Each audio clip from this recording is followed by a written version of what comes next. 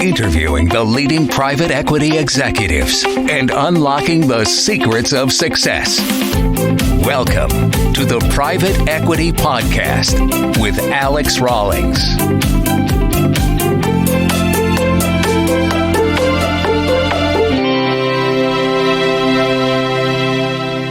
Welcome to the Raw Selection Private Equity Podcast, interviewing the leading private equity executives and unlocking their secrets to success.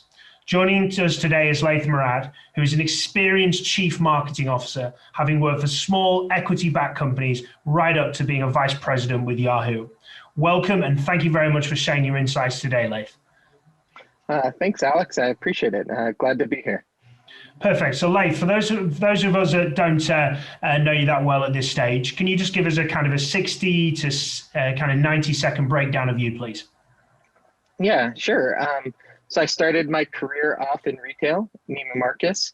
I really got to learn a lot of little things, which is, I will tell you, the most important thing when you're dealing with a luxury high-end customer is details matter. Details matter extremely.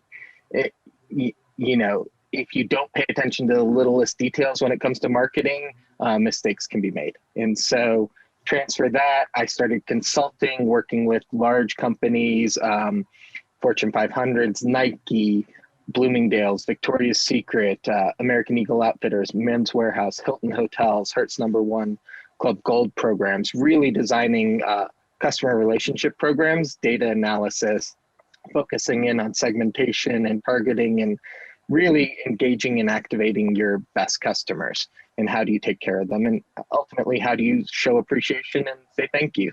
Left there, went to Yahoo as VP of Digital Global Marketing, Customer Acquisition, Retention, and focused in on really, it was a data-driven initiative where we looked at social media, we looked at media buying, SEO, SEM across the land. Left there, I've worked as CMO of a couple big PE-backed companies with 100+ millions of investments, all the way down to startups. Right now, I'm currently working with Fanvestor, which is a leading crowdfunding platform that is targeting celebrities for celebrity-related businesses, which is really interesting. That we sit right in this all-in-one category, where celebrities can now allow fans to actually invest in their own business-related projects. I think we all would have loved to have put a little money in when Ryan Reynolds, started his aviation gin. And, as fans of Ryan Reynolds, you would have liked to had a chance to help get a little bit of the action at the back end when it sold for $700 million, or Rihanna with her Fenty Beauty. And so there's tremendous opportunity to engage fans and really work together to do charity sweepstakes, launch products, or raise money and investments. So it's been a fun initiative, but I guess I'm glutton for punishment. I go from Yahoo with $180 million of budgets and big staffs to when you're PE backed and you're getting investments and you're looking to raise money, you tend to roll up your sleeves and get down and dirty. And ultimately, as a C-level, you tend to know the business inside and out.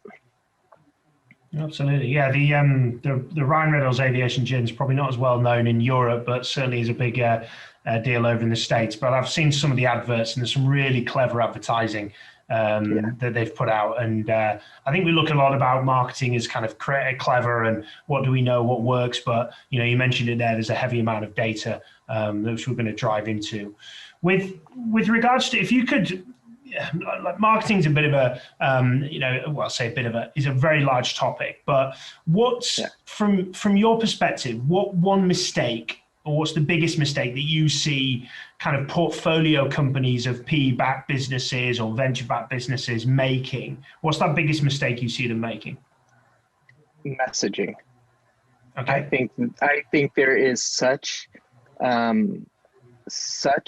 an emphasis on trying to tell everything. And when you're a startup and you're doing all these little things, and whether you've got tech and you talk about platforms and this, you tend to tell the entire story 10 times over and try to get to the details to not justify, but to support with confidence that you've developed this amazing company and it's going to, rule the world.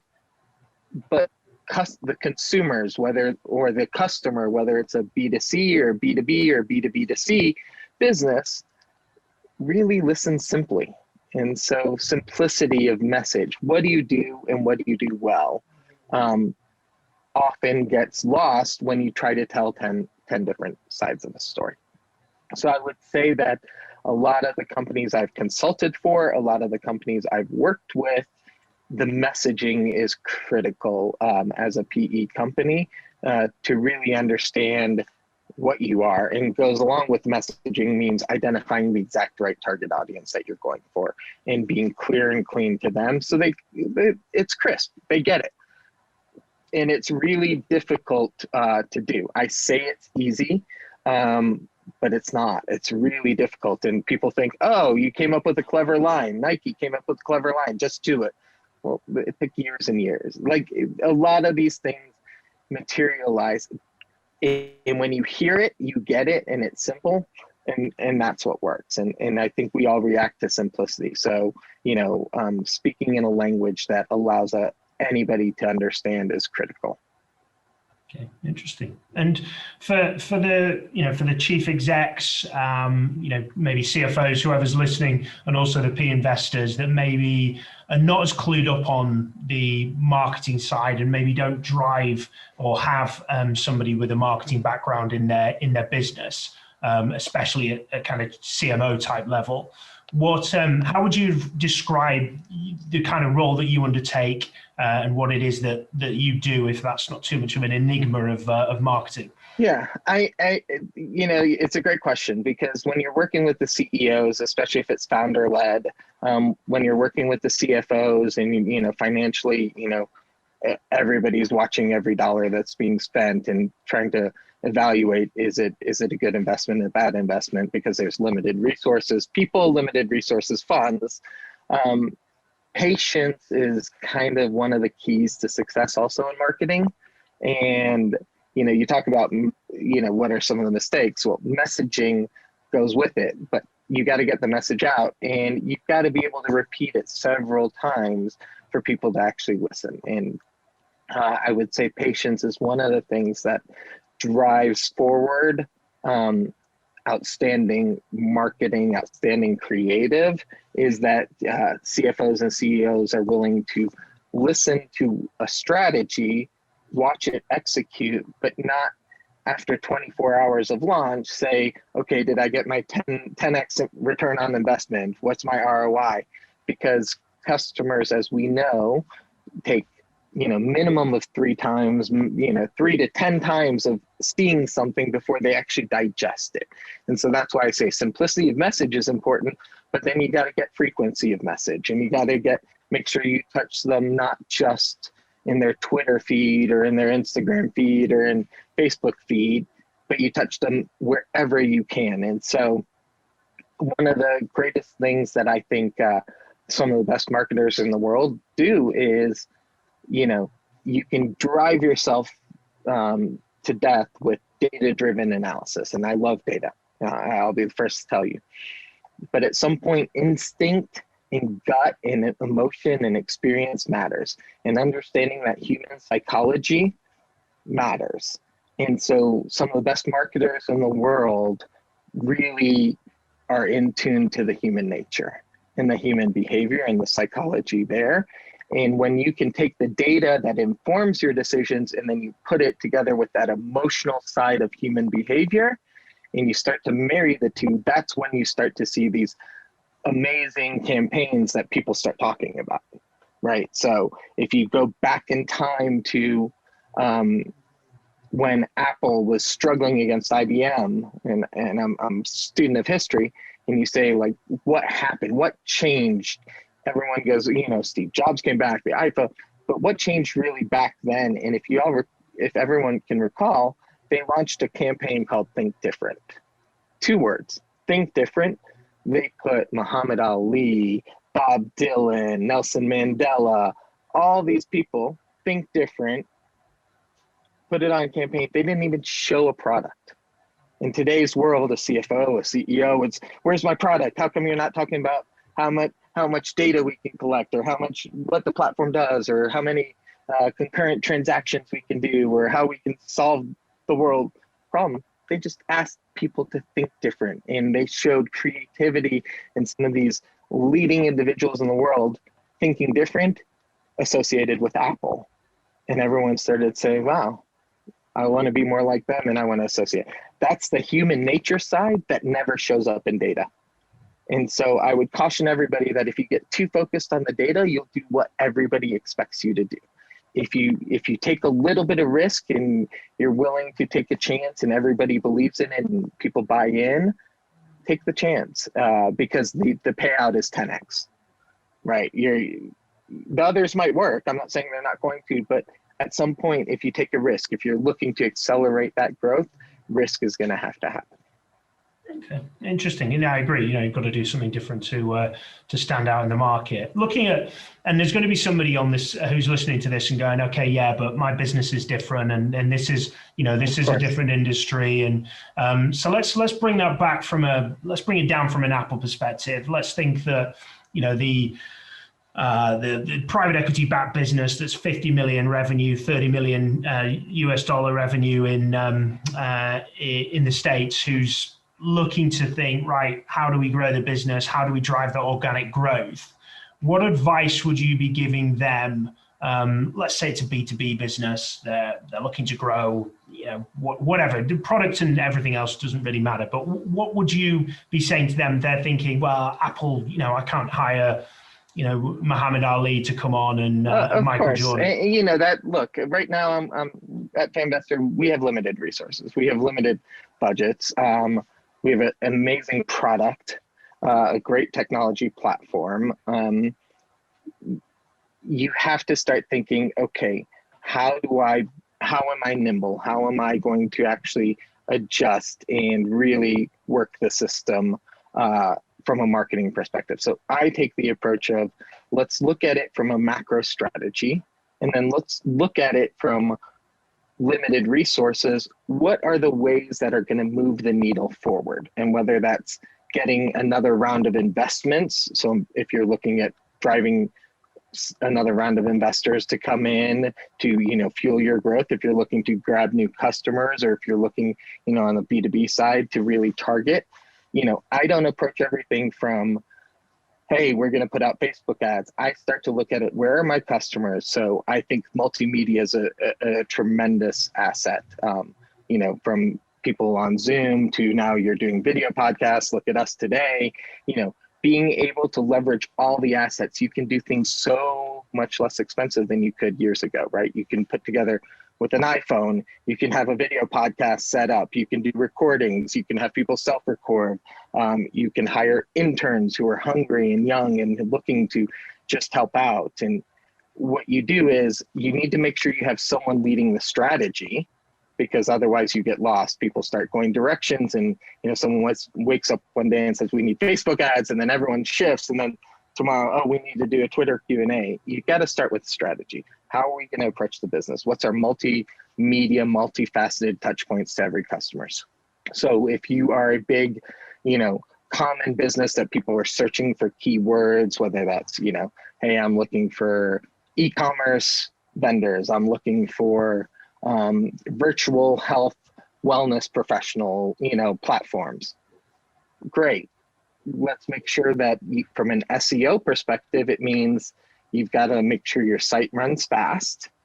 From Google's perspective, you got to make sure your message is clean, the keywords are in there. You put out blog content, you leverage press releases, get backlinks, and you do smart things. Those don't cost you much money, but you got to think through it and do the smart things. So you have to work the system. If you're looking to buy ads, you make sure, okay, we want to make sure we buy it and get our placements up. So really understanding the SEO, which I do at the highest level. There's lots of talented young individuals who can really run it and manage it. But, speed of site, content is there. Google cares the most about, I always say, what does Google care the most about? They care the most about, obviously financially, they care about money. But what drives their finances? Well, Video content drives their finances because ads are more expensive on videos. Delivering of the right content to the people searching is the most valuable thing. It's not about money, but if they lose 1% of search, it's billions of dollars. So if you think about it, what they care about is delivering you the best possible search result that you can get. That means it's judged by not people, but by an algorithm. The algorithm then looks at, did you stay on the site? How long did you stay on the site? Did you click through on the site? Did you go deeper on the site? Well, if all that is true, was there video? Did you engage? If all that's true, was it mobile optimized? Because they care about mobile. If all that's true, what happens is you get ranked higher. It's pretty simple. So you have to look at it from, the companies you're working with. Facebook, they have incredible targeting. So make sure you do the right targeting. Make sure you get in front of the right customer. Don't just buy a generic ad, put it out there, and then expect great results. You can get down to the deepest level with Facebook's targeting and Instagram. So start to put together a plan. Okay, if we're going to do podcasts, let's make sure we email out a group. Let's start building a customer database. Again, there's great tools from MailChimp to HubSpot to whatever you can put in. You can get these platforms up and running pretty quickly, and it's not that expensive. It doesn't take experts that have been around for 25 years. It does take people, but you really need to start with a strategy, because if you don't, then you start to do all these little things and nothing ties together. And ultimately you need someone who's looking at it. My role has always been, what strategically are we trying to do? Okay, what's happening on SEO? Does it complement our SEM strategy? Does it complement our ad strategy? Are the messages the same so that we're getting benefits across it? What are we doing on the public relations side and the media side? Are we targeting the right industry publications if it's B2B? Are we targeting the right B2C publications?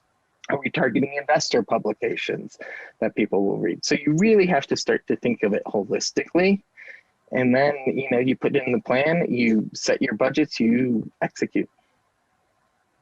Literally as simple as that. No, it's something that we've looked at heavily. The reason we're having this conversation is because we've looked at it, and it was something that I was unsure of at the beginning. I wasn't, I didn't have a concept of brand. Obviously, I knew that there was brands out there and brands existed, but I didn't realize I had any relationships with any, and just assumed it didn't really matter what the business looked like, which is, what Real Selection previously looked like to compare where it is now. We had to bring a firm in and drive a lot of that support. We're a small business, and so it's very, it sounds and looks really daunting, but it is simple for businesses to start to execute on. And once there's enough out there to be able to bring it in and bringing in people like yourself as chief marketing officers to drive that. What you mentioned, obviously, the strategy side of things. So looking at setting that strategy and reviewing it, how do you go about kind of identifying and having that conversation around strategy, and what do you look at within a business to begin to decide where that strategy may be? It's a great question. So strategically, you have to start to look at, yourself, who you are and who you want to be. It goes back to message, like, who do we want to be? Then you have to start to look at who's your audience and who are you targeting. You also have to start to listen to the feedback they're giving you. So if you start to really look at the strategy, you look at who do we want to talk to, who do we want to be as a company. When you start to put those things together, some people make the mistake of, this is who we are and this is what we want to be. And the customers are saying, that's not who we think you are. And so you have to actually start to hear what the customers are saying. And they may say that's not who you are because you're playing a price game, but you're not the price leader. You're playing a quality game, but your product is having issues. So what are you trying to be and who are you trying to target? And you start to find that refines your message. So I would tell any PE backed, any startup, any, mature startup who's looking to take it to the next level, there is some self-reflection that's required. You can't force your message down a customer's throat if they don't want to take it. And so listening to the market is really critical. It's really critical. It helps you adjust your strategy. It helps you adjust your message, but that means that the strategy is also fluid. And I say that because at Yahoo, we had a strategy, we put it in place, and you got, a year-long strategy. You presented, everyone bought in, and over the course of the year, that's what you were going for. Startup doesn't work the same way. The product might open up. You might have opportunities. Some people obviously with COVID took advantage of the opportunities that all of a sudden people were at home. What do we do? How do we jump on that? How do we pivot? And there's some amazing startups that are doing those types of things that have pivoted properly. The challenge is in a PE, you've got to be able to be nimble and quick. You've got to be able to react and adjust and see things coming and take advantage of the situation. So I guess a long story short is when you put together a strategy, think about who your customer is, think about what your message is, think about what are the ways you can touch those customers, and then from a resource perspective, do you have the right organization in place to actually execute it? And if you don't, do you shift people? Do you hire people? Or then you start to weigh, the options of, okay, we don't have the money or the time or the resources to affect everything. So what are the most important things? And what are the things that hold the whole structure together? So, if you take out public relations because you don't want to do it, well, that affects SEO, that affects SEM, that affects free media, that affects other things. So I don't know that I would take that out. If you take out social ads, then great, you don't have ads, but do you have any presence on social? Do you have a community manager really working your socials? Well, if so, maybe that can overcome the lack of ad dollars, or you reduce the lack of ad dollars. So you start to weigh in, how do I execute this strategy? Not only how do I put it together, and then, what's the data start to say? What do the customers start to say? Are you getting the clicks? Are you getting the impressions? Are people responding? Is there chat room? Or do you have a feedback loop? And if so, then you kind of turn it around and, you ultimately, I've never seen a startup not pivot once, twice, three times. I'm not saying they change. I'm just saying you shift just slightly. You realize that this word resonates with someone better. This phrase resonates with someone. So you listen to the business development people as well. Anybody talking to the customers? What are they saying, or potential customers? And you start to build it into your marketing. Interesting. And you mentioned data quite a bit, and I don't know a private equity investor that doesn't love data, doesn't love reports, as anybody who's listened to works in private equity will definitely resonate strongly, no doubt, with that. What are the key bits of data that you mentioned a bit there, obviously, which is the customer feedback side? What are the key bits of data that you're looking at as a CMO to see whether you're on the right strategy and you're making the right, making the right moves? So I think the two biggest pieces are, what does your funnel look like? How many people are coming in and how many people are leaving? And is it a leaky funnel, or is it, overflowing with new customers? And so, look, if you've got enough money, you can drive the top of the funnel because you can ultimately get people to click and check you out, right? Ultimately, I'm not saying it's a good investment, but if 98% of the people who came in, checked you out, never came back again, I would say it's the worst investment you could ever possibly make. So, give me $100,000 and, I put out cheap ads, clickbait ads. Oh, great, I did the top of the funnel. Well, so somebody on the team is, screaming up and jumping down for joy and saying, like, look, we got you, I spent $1 a person and I got you 100,000 new people to come in and check us out. Great. You look at data, Google Analytics, or, whatever reporting tools you want to use. And you say, yeah, but of the 100,000 that came in that day, only 200 have stayed. I would tell you that's a complete disaster. So you've also got to look at the recognition and the reward side of the make sure everybody on the team is looking towards the most important goal. To me, one of the most important success metrics is retention, activity, sharing, how engaged they are, how much do they like your brand, your product, is always critical. So a leaky funnel is hard to fill, right? You lose people faster, so you spend more money, and then Google or Facebook or whoever raises the price by 10%, and you're paying 10% more for a leaky funnel. So you really have to look at how do all the pieces work. And from a data, back to the two most important, you look at the funnel, top, how many people come in, how many people leave, and then you look at the, how many people are sharing or engaging deeply. Because some people don't need a lot of customers, but if they get a lot of big advocates and they are, strong supporters and they're sharing your message and carrying your message, one thing as a marketer is you try to evangelize them. Okay, how can I help you or incentivize you to actually carry my message even better? It might be cheaper than, going with straight ads. So you have to be a little creative and think of, in my world, dealing with some celebrities that we're working with, we're looking at fan groups and looking at how do you engage fan groups as well? How do you engage different individuals to actually carry the message forward, not just your own narrow view of marketing. Start to think, more creatively. Start to think of who are going to be the brand ambassadors. And those current customers are also your best advocates. So how do you encourage them to actually share your story and make it easy for them?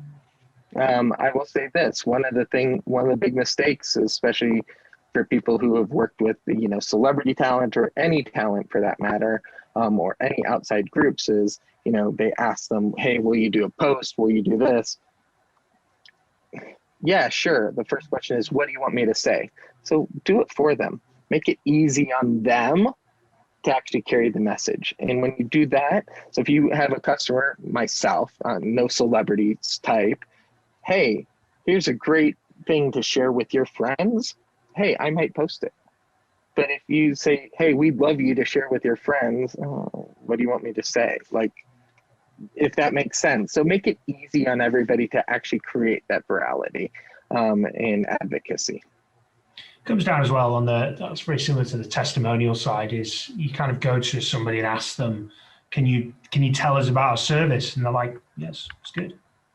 And you're like, well, I want more. I want loads more detail. You've got to kind of support them with it. And I think, it's getting the balance between, basically sign this off. This is who we are. This is what we want you to say. But taking them down, either asking them effective questioning and being like, look, what did you like about it? What did you use it for? What happened? What did it change? And getting into that and not just going down the route of, did you like our product? Yes. Okay, brilliant. Yeah, and I'll always think of one question that you might ask everybody.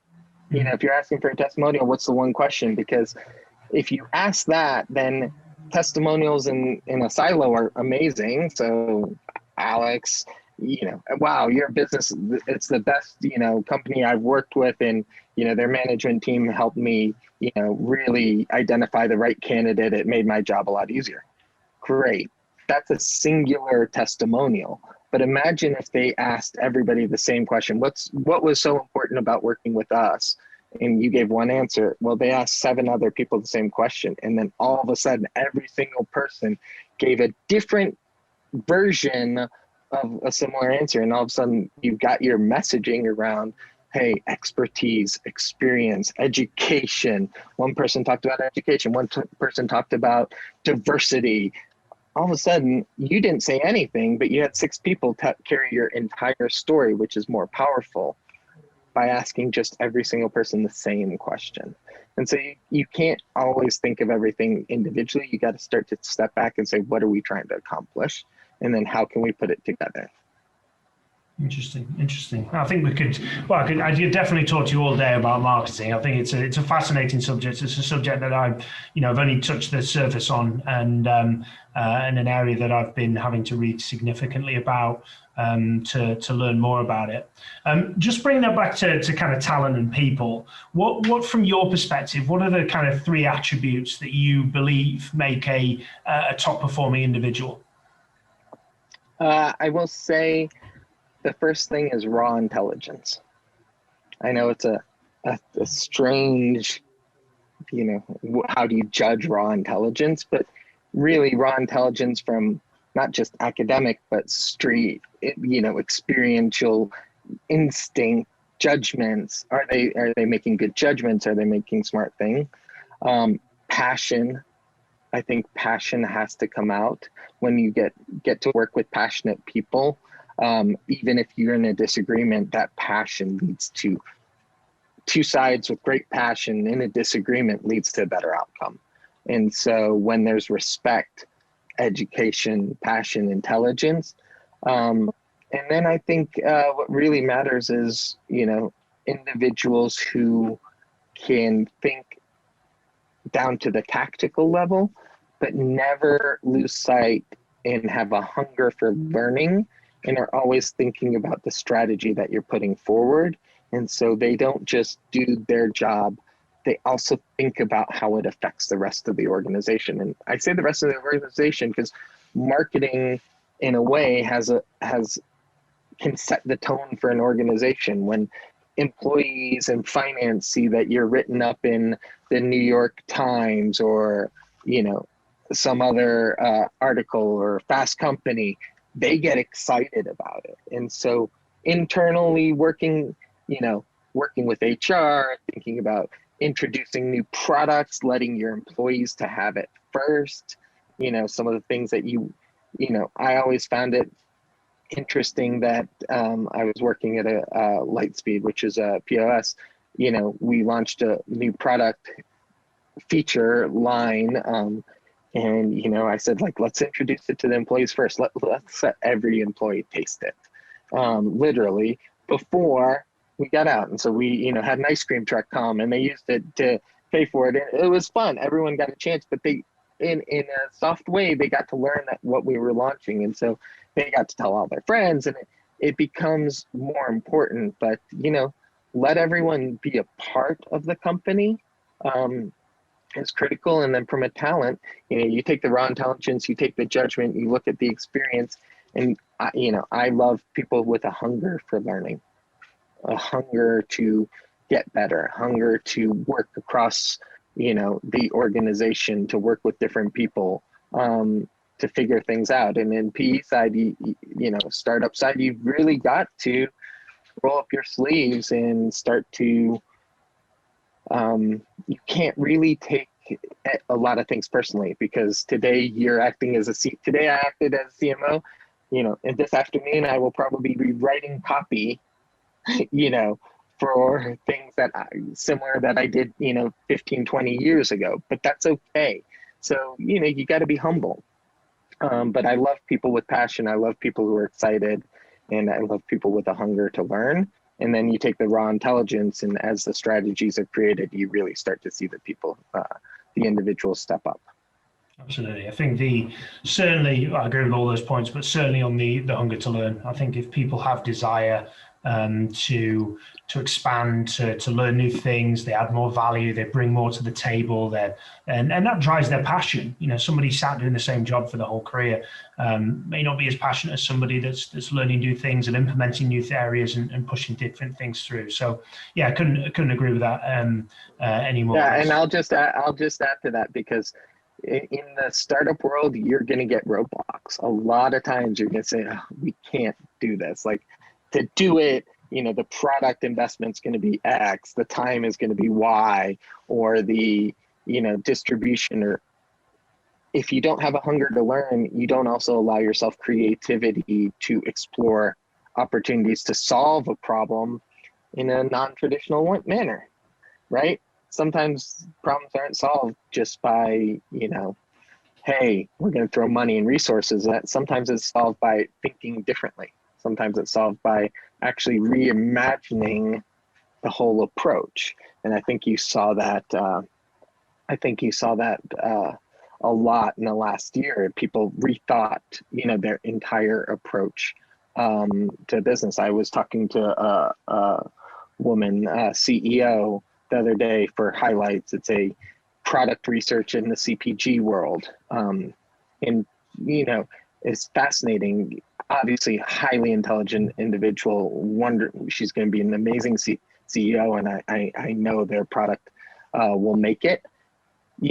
They pivoted from vending machines on campus where people could try a product, give instant research feedback on their phone, to, oh shit, no one's on campus anymore. What do we do? How do we solve this? And that if you aren't willing to take a risk and you aren't willing to always learn, you wouldn't know how to pivot. And now all of a sudden it's dropping boxes into people's dorm rooms or apartments or parents' houses in this situation, and they're getting the feedback. So quick pivots make sense, but they only make sense when people are willing to explore opportunities and they have open minds.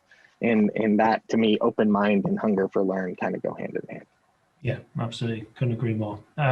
What do you love about the private equity? If I speak again, what do you love about the private equity industry? And equally, what do you hate, or if hate's too much of a strong word, what do you dislike? What I love is the ability to actually affect strategy, to affect the way the business, as a higher level executive, the way the business is positioned, to meet with the investors themselves, to hear directly from them what they're looking for, what they think, to involve them. Sometimes you get some great board members, advisors that have tremendous experience and can share knowledge. And, hey, I still have a hunger for learning. So if you can grab that knowledge and you can learn from these individuals, but you can react fast. The difference in a PE situation is you can move quickly. You can move extremely quickly. You can change a website tomorrow, without going through 25 loops. Those are the things that excite me, is that you actually have the ability to navigate quickly, to make decisions, to analyze data, to see things through. You don't have to wait to get meetings with the CEO. You don't have to wait to get meetings with, the entire organization for that matter.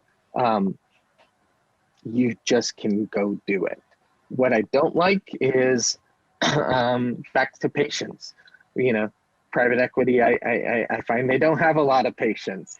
They want, oh, well, you launched yesterday, so what's our customer count today? And you're just sitting there going, that's not the right question. The right question is, did you launch effectively? Were there any hiccups? Did you have any challenges? What was the initial feedback you got? And so I find that sometimes the vision of what private equity is expecting puts pressure on an organization, which culturally hurts the culture of an organization to get very nervous.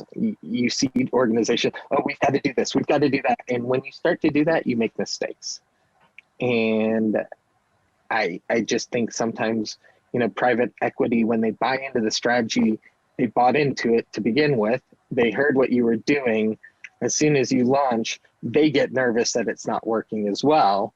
And so you start to see both sides get nervous. And when that happens, you start to see, pressure internally. This culture of we're going to rule the world and we're all in it together becomes kind of, it hurts the culture. So I think it's really difficult for an organization when you've got, pressure from a PE coming down to maintain this culture of, who they are, the spirit of who they are. And I think when you've got executives who can hold that line and really, balance and manage that PE discussions and involve them and share the data, but don't share it early because sometimes it's misleading, saying, oh yeah, let me show you all the data from this morning.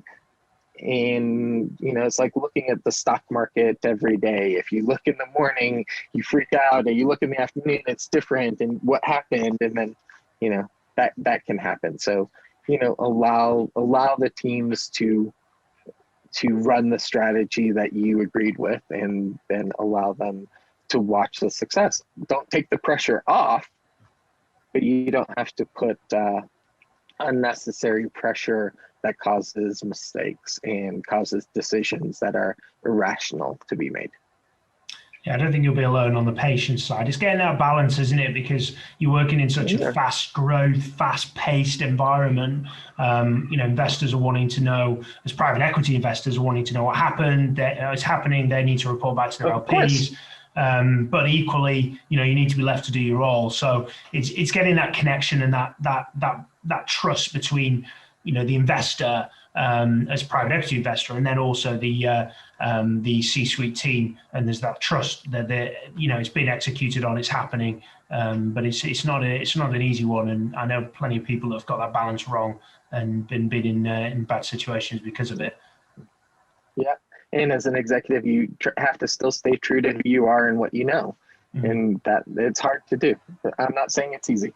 And I enjoy working with the PE teams, because you often, at the end of the day, the insights and the ability and their knowledge is amazing for a lot of them that I've worked with. And you gather that knowledge, you internalize it, you execute using that and leveraging that with your own experience, your own knowledge.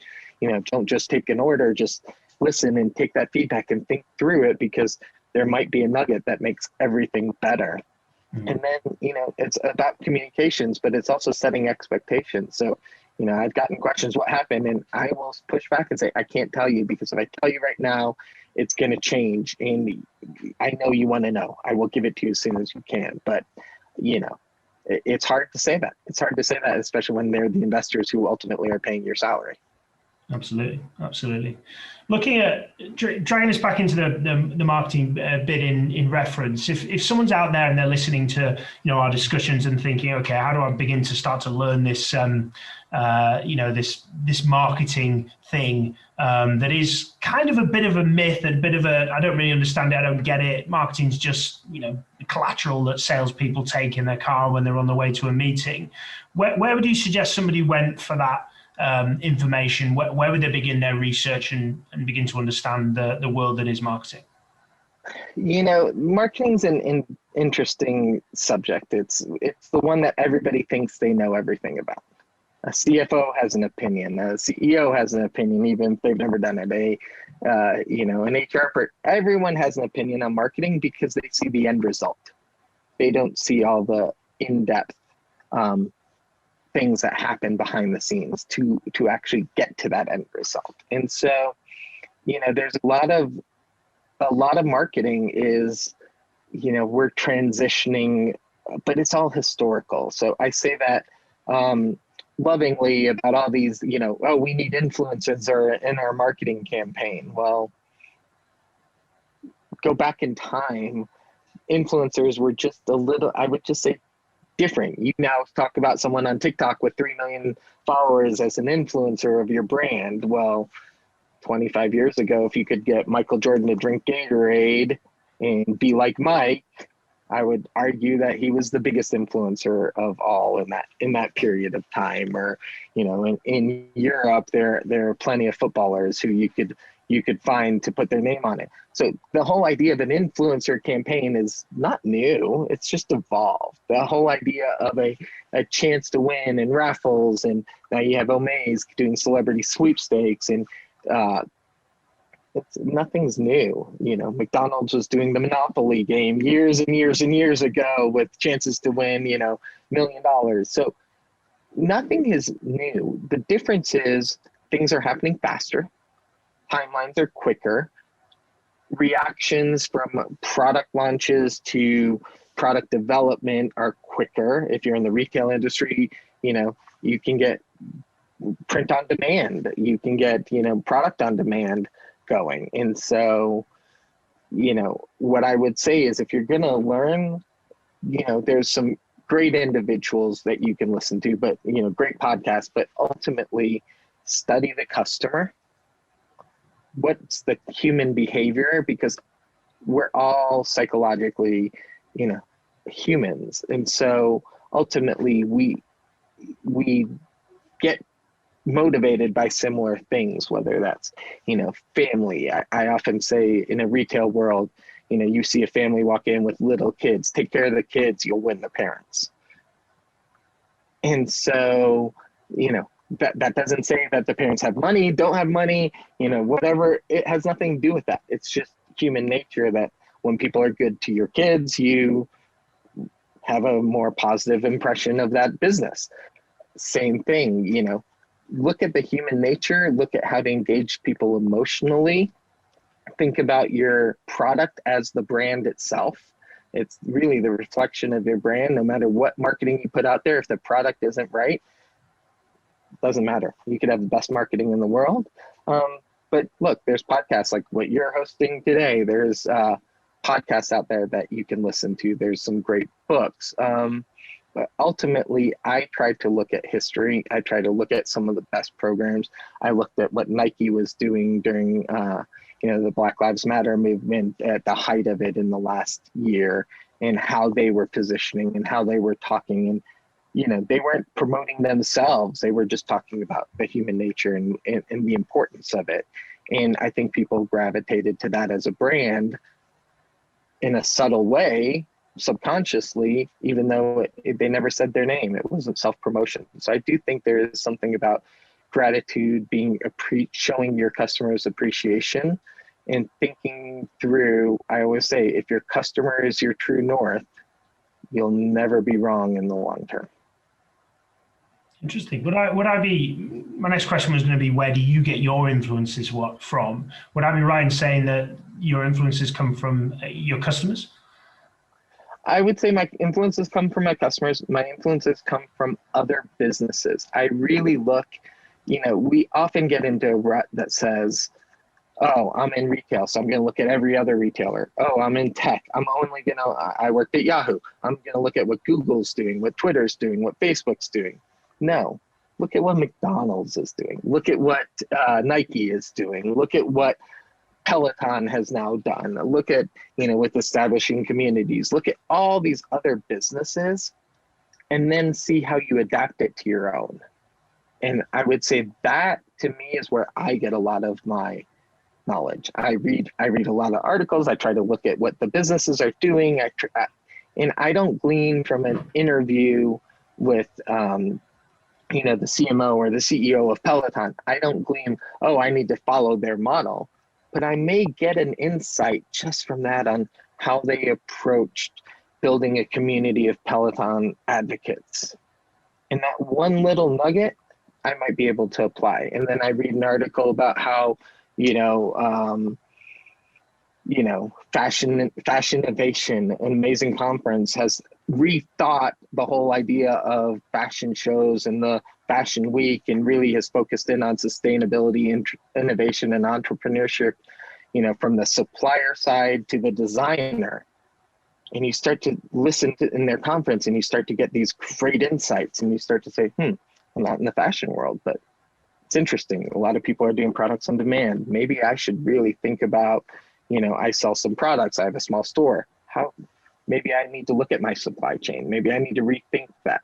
So there are areas that you can get it, but most importantly, don't look at it as I need to read the whole article and follow and copycat. Look at it as, are there little nuggets that I can take and apply from different industry leaders, Tesla to, a lot of them, where they have tremendous resources. They have a lot of budgets. They have a lot of the, smartest people in the world working for them. It's okay to borrow some of their ideas, or as I say, be inspired by some of their ideas. Doesn't mean copying them. It means thinking about them. So, I was speaking at a conference the other day, and, the question was, sustainable clothing, and, when will it adapt? And I said, a lot of the industry has to reimagine, just like Tesla reimagined selling an electric vehicle. It went from an ugly Prius to the sexy, beautiful car that was in the shopping malls in the US. Like, they completely changed the game. And so what did I glean out of that is, maybe you need to reimagine, not just continue to go forward. So I think so. That's interesting because you're getting inspiration not just from where we'd normally look. Like I go and look at a lot of executive search firms. I go, if I went and followed, what Heidrick and Spencer Stewart and those guys are doing, it's not innovative in the most part. It's some of those businesses that are creative and doing things really different, like Nike, like, you mentioned McDonald's and what Peloton have done with their business. In essence, they've just sold gym equipment. But they've put it into our homes and they've put a screen on it. But there's a lot more to it because of the community and everything else they've built around, and taking inspiration from them, but not just looking at, we make widgets, what do the other widget manufacturers do? Right, well, we'll copy that, and then we all end up looking the same. It's going into different industries and taking inspiration of what, and adapting it to your industry. And I think that's really interesting. Yeah, and I'm working with Larry Namer, who's our COO at FanVestor, and he is the founder of E Entertainment. And the other week, brilliant man. He said, let's reimagine podcasts and video podcasts and reimagine the delivery of these from a whole sector. And obviously, as a founder of E, he knows content, he knows how to create it, and has been tremendously successful. But just to watch the thought process and how he's getting inspiration and how he was still studying, a person with that experience tells you that the hunger to learn and the hunger to reach out beyond what you normally would see to get your insights and to rethink things is tremendously valuable. And it happens with the smartest people and most successful in the people in the world today still.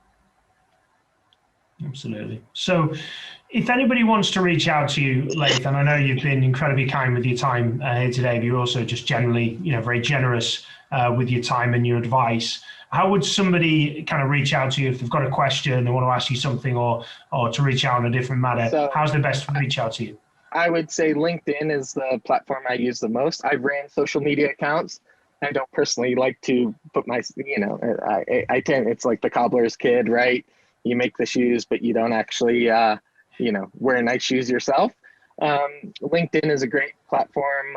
You can reach out to me directly through the company I'm working with, which is FanVestor. You can send a note to Laith, LAITH.MURAD at fanvestor.com. LinkedIn, those are probably my two best methods. Perfect. Well, look, thank you very much for joining us today, Laith. I've got a ton of value from this and loads of information, lots of insight. So I really do thank you for your time. You're very generous. Thank you, Alex. Appreciate it. And thank you to all the guests listening. Yeah, and as always, thank you very much for everybody listening to joining us today. And of course, should you ever need support with private equity professionals or portfolio executives with your hiring, please do reach out to me at Raw Selection. But till the next time, do keep smashing it. Thank you. Thank you for listening to the Private Equity Podcast on www.raw-selection.com.